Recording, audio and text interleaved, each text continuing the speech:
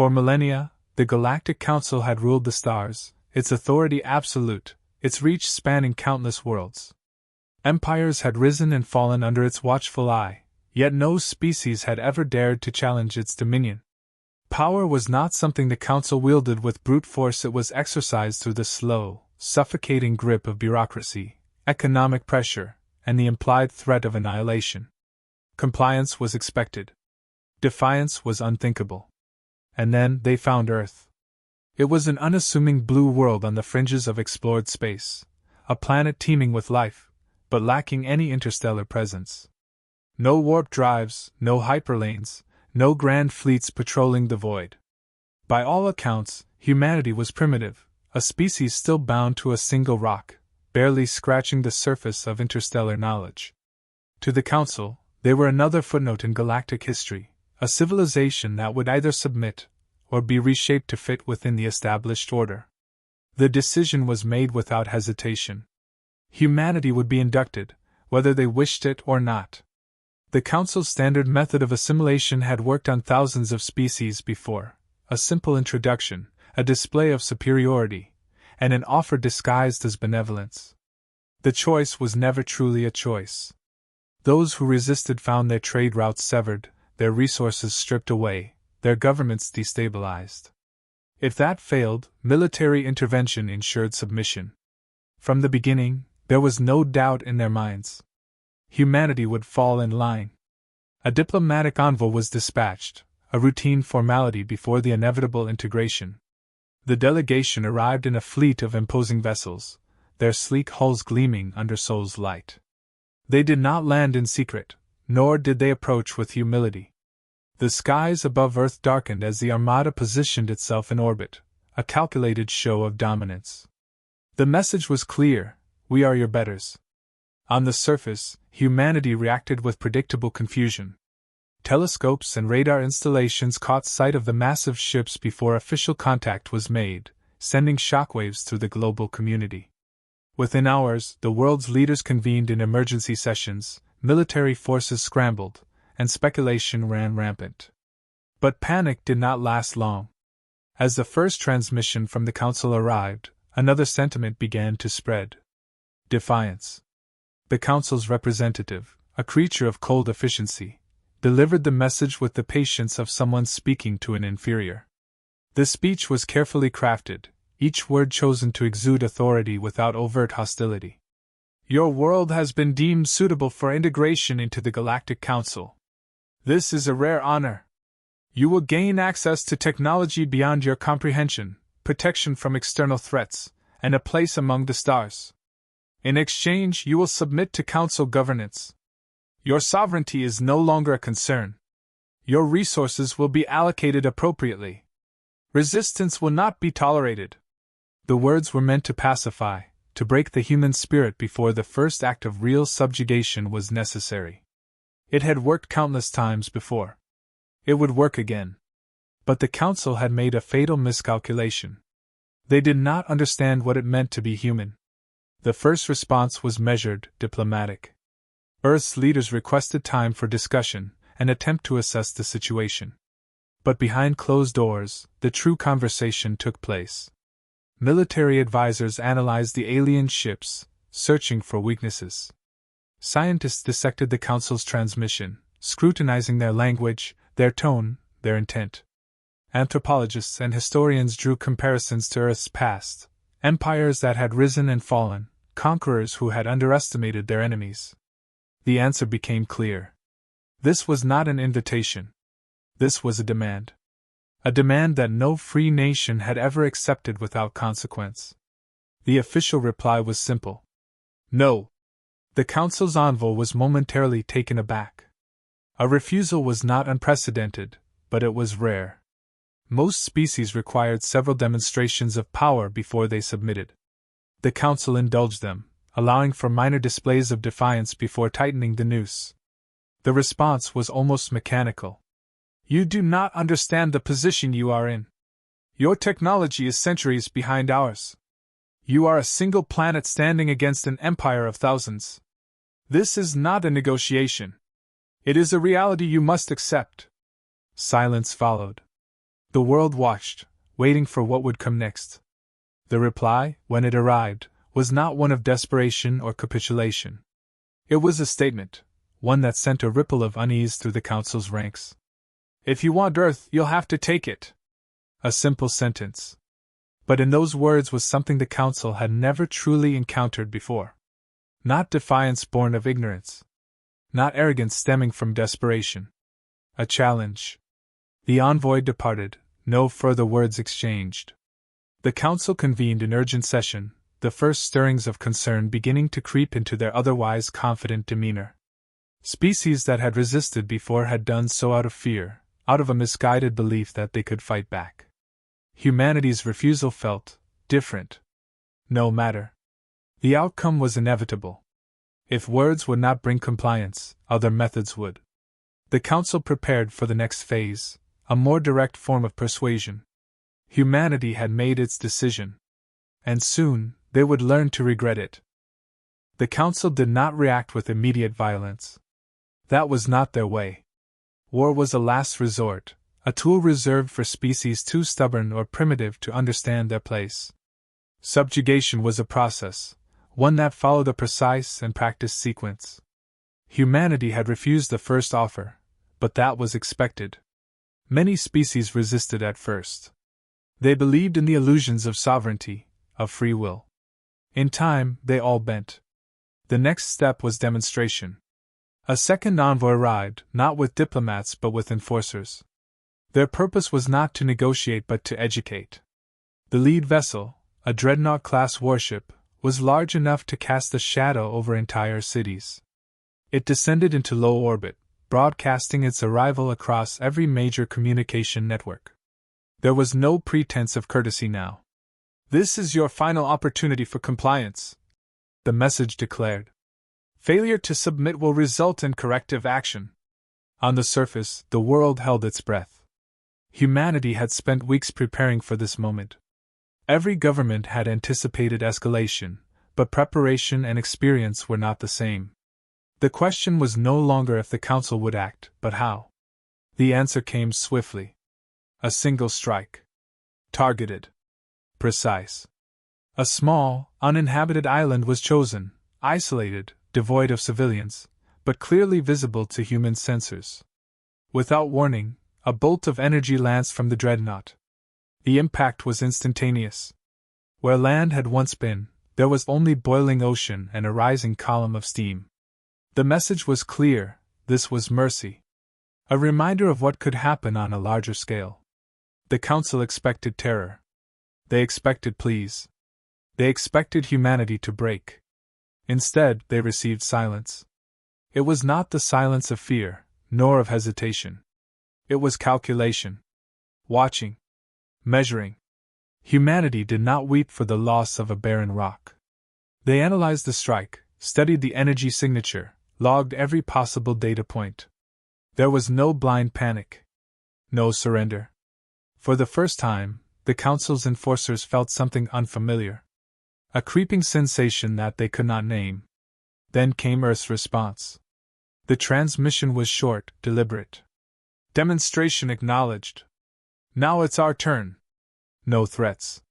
No desperate appeals. Just a statement. Hours passed. Then a report came in from the Council fleet. A ship had gone dark. A light cruiser, positioned on the outskirts of the formation, had ceased all communication. Sensors detected nothing, no explosions, no weapons fire. One moment it was there. The next, it was gone. The fleet scrambled to investigate, sending a patrol to recover the missing vessel. When they found it, they did not understand what they were seeing. The ship was intact but drifting. No life signs. No damage to the hull. The crew was simply gone. As if they had vanished in an instant. The bridge was still active, displays still running, but every seat was empty. Weapons were online, systems operational. But there was no one left to command them. Confusion turned to unease. This was not a response they had anticipated. The Council's doctrine was built upon overwhelming force, brute strength that left no room for subtlety. And yet, humanity had not struck back with missiles or energy weapons. They had taken an entire crew without a single shot fired. A single message was left behind, scrawled across the ship's main console in an alien script, one that the Council's linguists struggled to translate. "You are being hunted." Panic spread through the fleet. Security teams were doubled, orders were issued to scan for intruders. The thought was unspoken, but it loomed over them like a shadow. This was not how lesser species reacted. This was not fear. This was something else. The Council doubled down. The next strike would not be a warning, it would be a lesson. Another fleet was dispatched, larger this time. An entire battle group moved into position around Earth, prepared to make an example of humanity. They expected resistance. They expected a final act of defiance. What they found was something much worse. Nothing. No transmissions. No signals. No movement. Earth's defense systems, previously active and scanning the skies, were dark. Entire satellite networks had gone silent. It was as if the entire planet had vanished beneath its own atmosphere. A trap. The realization came too late. The first ship to go down never even saw the attack. An explosion erupted within its reactor core, an impossible detonation that bypassed every failsafe. The vessel was torn apart from the inside, its fragments scattered across the void. Before the fleet could react, another ship went dark. Then another. Entire cruisers lost power, their systems overridden by something they could not understand. And then the whispers began. Through the fleet's communication channels, something spoke. Not in threats. Not in ultimatums. But in their own language, mimicking their distress calls, feeding them misinformation, turning their own technology against them. Conflicting orders spread through their ranks, causing chaos among command structures.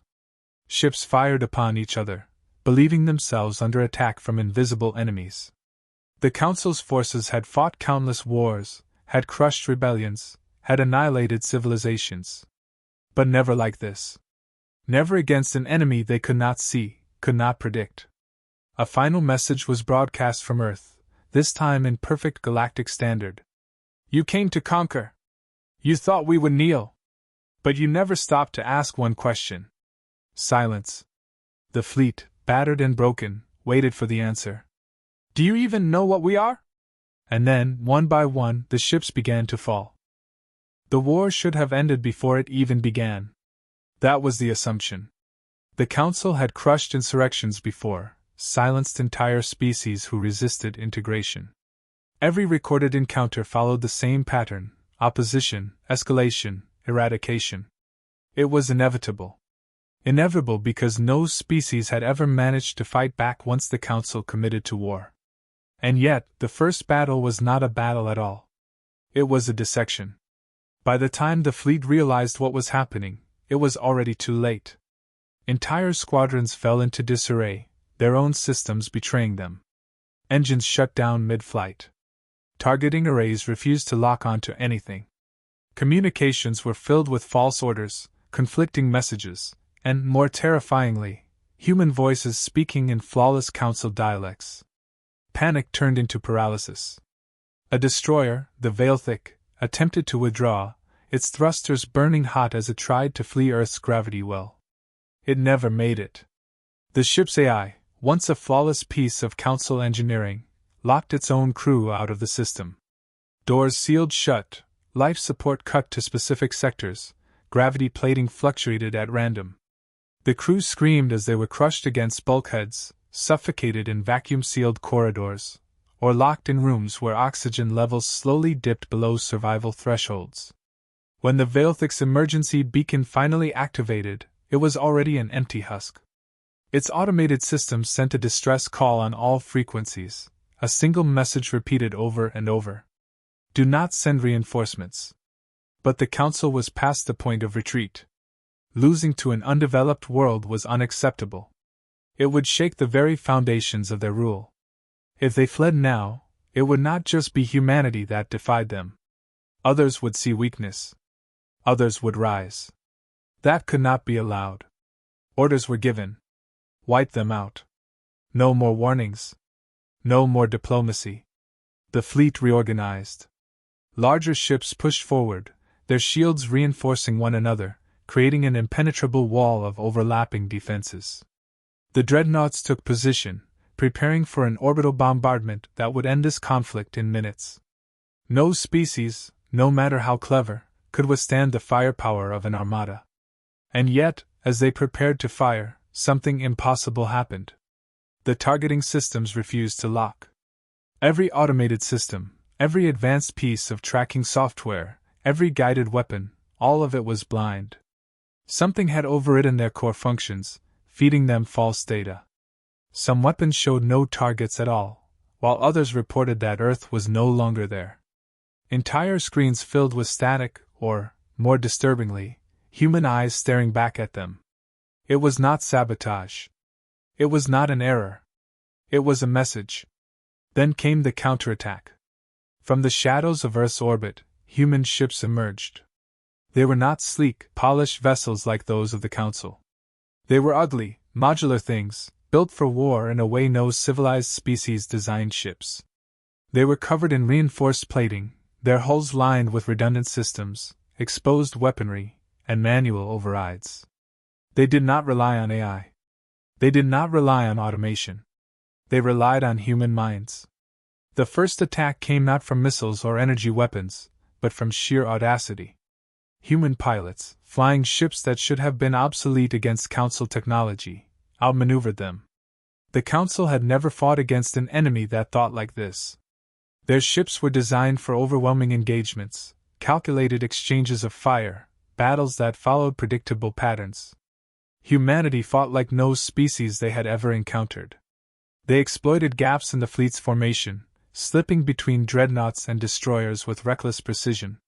They used their own damaged ships as weapons, ramming them into key Council vessels. They targeted sensor arrays, communication hubs, and coordination centers, not to destroy, but to disorient. And then, the ground war began.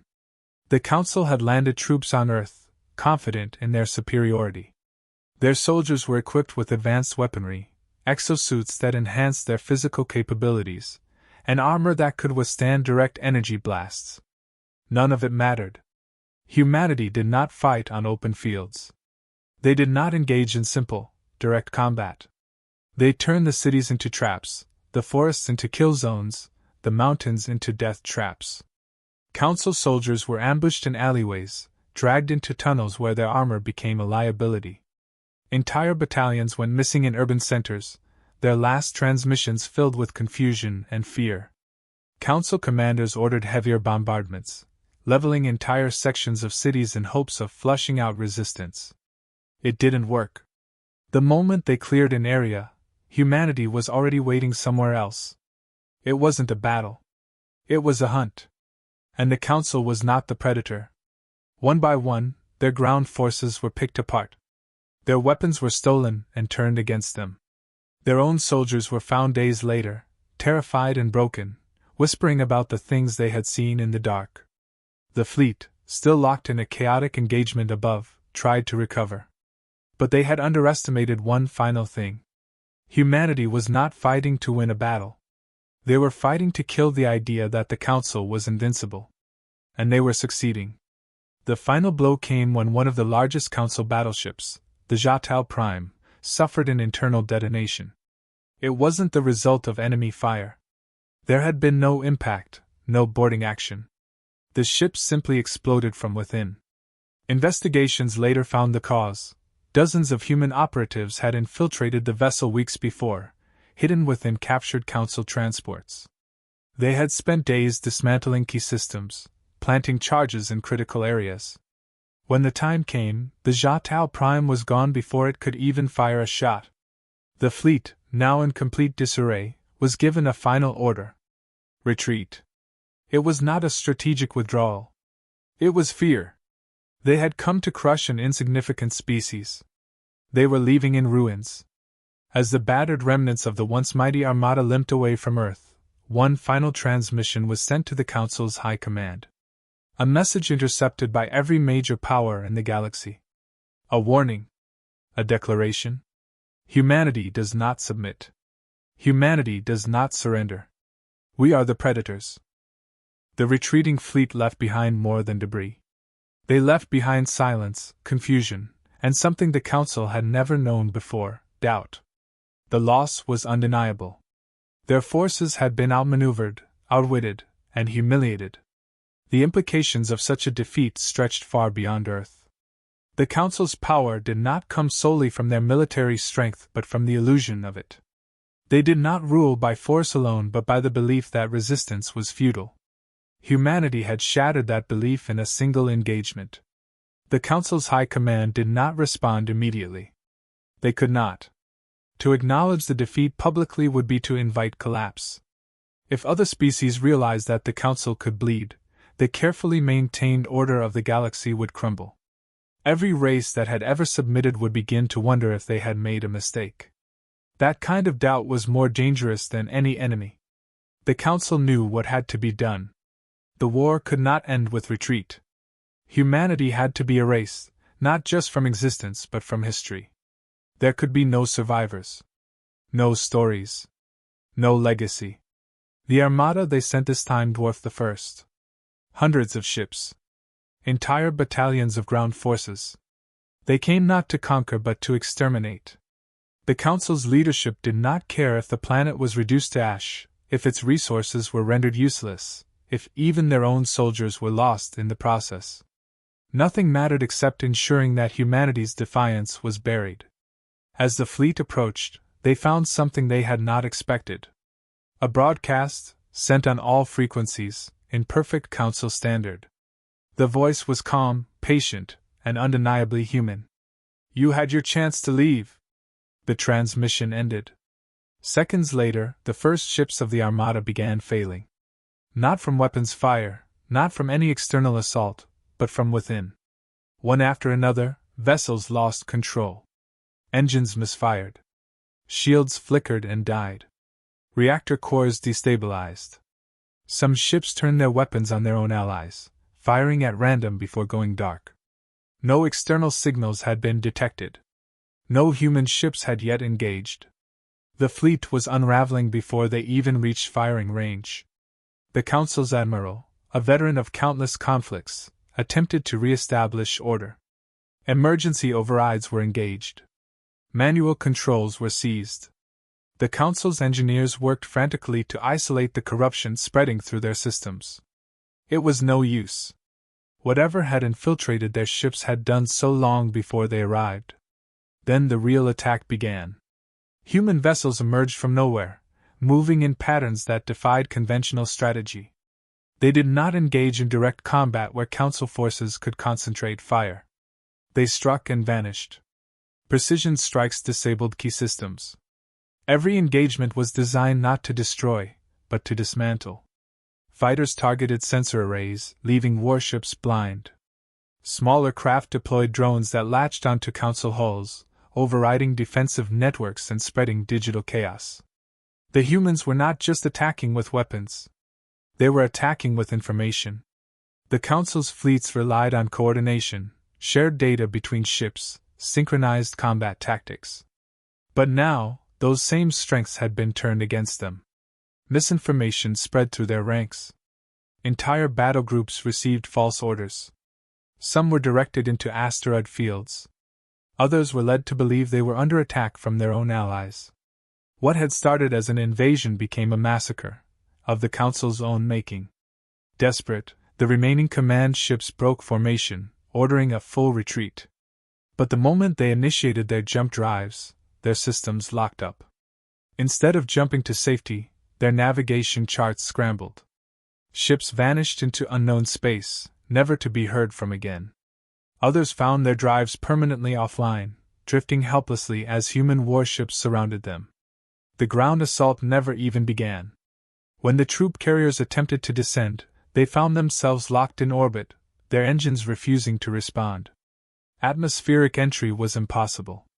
Attempts to manually override their controls only resulted in power failures, leaving them trapped in space, watching as their fleet crumbled around them. The battle did not last hours. It did not last days. It was over in minutes. This time, there was no retreat. No survivors to carry word back to the Council. Every ship that had come to destroy humanity was either captured, disabled, or erased from existence. The few officers who remained aboard surrendered without a fight, offering no resistance as human soldiers boarded their vessels. The interrogations that followed were brief. The prisoners did not demand mercy. They did not plead for their lives. They asked only one question. "What are you?" They had never fought an enemy like this. They had never encountered a species that did not fight for survival, but for dominance. Humans had not merely defended their world. They had hunted their attackers. They had turned every advantage the Council had into a liability. The realization came too late. By the time the Council received word of their second catastrophic defeat, humanity had already begun moving. The surviving warships were repurposed. The captured technology was studied, improved upon, integrated into new designs. Humanity was no longer defending Earth. They were preparing for something else. The Council's leadership convened in secret, struggling to determine their next move. Another fleet could not be sent. The risk of another failure was too great. Their empire had been built on fear, and that fear had turned against them. They considered containment, isolation. They could cut off human access to the rest of the galaxy, blockade every known route. But even as the idea was proposed, reports arrived that human ships had already been seen beyond their system. They had taken Council jump technology and made it their own. They had learned faster than anyone expected. There was only one option left. Surrender. Not through negotiation, not through diplomacy, but through silent acceptance. The Council could not afford another war. Their fleets were already stretched thin, their forces uncertain. If humanity was not an enemy that could be crushed, then they had to be acknowledged. Quietly, reluctantly, the Council issued an internal order. Human space was to be avoided. No incursions. No patrols. No interference. But humanity did not wait for the Council's permission. They had seen what lay beyond their world. They had tasted victory. And they understood something that the Council had failed to realize. They had not just won a war. They had taken the galaxy's future. The final reckoning began when humanity launched its decisive counteroffensive into the heart of the Council's domain. Every warship, every fighter, every crew member was driven by a singular resolve that had been forged in the crucible of countless hardships. The enemy, long accustomed to unchallenged authority, was now confronted by a force whose determination eclipsed any previous threat. With calculated precision, human vessels advanced into the center of power, breaching barriers and defying defenses that had once seemed impregnable. The Council's Central Command, which had built its reputation on the infallibility of its systems, now faced the unyielding tide of a species that had transformed its own limitations into strengths. The assault was not marked by extravagant displays of firepower but by an efficiency that left little room for error. Human ships, rugged and battle-worn, moved in coordinated formations that outsmarted the enemy's sophisticated arrays. They exploited every gap, every vulnerability, and dismantled critical support structures with surgical precision. In this moment, technology served as a tool rather than a crutch, as human ingenuity converted captured systems into instruments of liberation. The relentless push forward was accompanied by silent calculations and adaptive maneuvers that unraveled the intricate web of the Council's defenses. Within the corridors of the Council's capital, the atmosphere shifted from smug confidence to mounting despair. Communications that once echoed with the assured tones of imperious command now trembled with uncertainty. The once unassailable strongholds faltered under the weight of a coordinated blitz that rendered established protocols useless. Advanced energy shields and automated turrets fell one by one as human operatives disabled them with unconventional tactics that left no opportunity for reprisal. Precision strikes severed links in the command chain, and every blow delivered was a reminder that no empire, however mighty, could withstand the force of unbridled resolve. Even as human forces pressed deeper, the impact extended far beyond mere military triumph. It became evident that the assault was not solely about territory or conquest. It was a complete upheaval of an order that had long subjugated countless worlds. The Council's elite, long secure in their roles as enforcers of an unchallengeable regime, now found themselves isolated and outmaneuvered. Their strategies, honed over millennia of unopposed power, crumbled in the face of an adversary that embraced unpredictability and adaptability. In every outpost and every command center, the quiet realization took root that the very foundation of their authority was disintegrating. A decisive moment arrived when a broadcast, transmitted across every channel, resonated with the unmistakable cadence of human resolve. The message was neither one of triumphalism nor of vengeance, but a simple, unambiguous declaration of a new era. It was a statement that no longer could the Council assume that resistance was futile, or that submission was inevitable. The words carried the weight of every sacrifice made, every life lost in the struggle, and every hope rekindled by the desire for freedom. This declaration resonated across the galaxy, reaching species long subjugated by the same oppressive regime, igniting sparks of rebellion in distant corners of the cosmos. In the ensuing chaos, remnants of the Council's once mighty armada were either captured or utterly neutralized. The systematic collapse of their strategic infrastructure meant that no ship, no command post, no defensive network remained intact. The enemy's final strongholds fell not through overwhelming force alone, but by a series of relentless, interlocking maneuvers that left no room for counterattack. With each severed line of communication and each disabled propulsion system, the illusion of the Council's invincibility was eroded further until it vanished completely. Human forces moved methodically, ensuring that every vestige of the old order was rendered incapable of resurgence. The transformation extended beyond the battlefield. In the quiet aftermath of conflict, captured technology was not merely repurposed for defense, it was assimilated into a broader vision for a liberated future. Humanity's scientists and engineers worked feverishly to integrate these systems, constructing a framework that promised to extend their reach far beyond the confines of Earth. The era that followed was not defined by the thrill of conquest but by the deliberate, thoughtful establishment of a new paradigm. This new order would be based on principles of self-determination and mutual respect rather than subjugation and fear. The hard-won victory was a testament to the strength derived from unity, sacrifice, and the unwavering belief that freedom was a right, not a privilege bestowed by tyrants. Even as the final remnants of the Council's leadership were apprehended or chose exile over submission, there was no celebratory triumph in the traditional sense. The silence that followed was heavy with reflection, a moment in which the full implications of the struggle were felt across the galaxy. The collapse of an empire that had once loomed large over countless worlds signified more than the end of an era. It was the birth of a universal awakening. In that defining moment, the message was clear: no regime, no matter how entrenched, could stifle the indomitable will of those who dared to defy it. Every intercepted communication, every recorded moment of the conflict, testified to the resilience and ingenuity that had brought the enemy to its knees. The Council's downfall was not solely the result of superior firepower or technological prowess. It was the product of a spirit that had refused to be crushed by overwhelming odds. In the final hours, as the last vestiges of the old order were dismantled, humanity's voice echoed across the stars with a promise of renewal. It was a promise that tyranny would never again claim dominion over the lives of countless beings. The galaxy had been irrevocably altered by the actions of a species that had risen from obscurity to challenge the very fabric of oppressive power. In the wake of this transformative conflict, a new era unfolded, a future defined by the hope of liberated worlds and the determination to forge a destiny free from fear. The legacy of the struggle was etched into the annals of history, a permanent reminder that no force, however vast or ancient, could ever fully extinguish the light of freedom.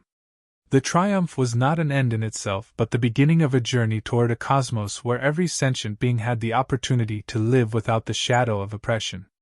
The profound lessons of the conflict resonated deeply. Strength was found in unity, wisdom in adaptation, and greatness in the courage to stand against tyranny.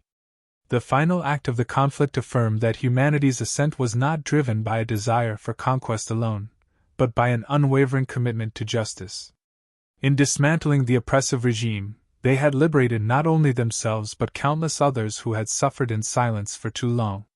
The victory was a clarion call to all who had ever been oppressed, a testament that even the mightiest empires could fall when confronted by the resolute spirit of those who believed in a better future. With the old order vanquished, the galaxy was poised to embrace a new dawn, one where the principles of freedom, dignity, and equality reigned supreme, and where the memory of a tyrannical past served as both a warning and an inspiration for generations yet to come.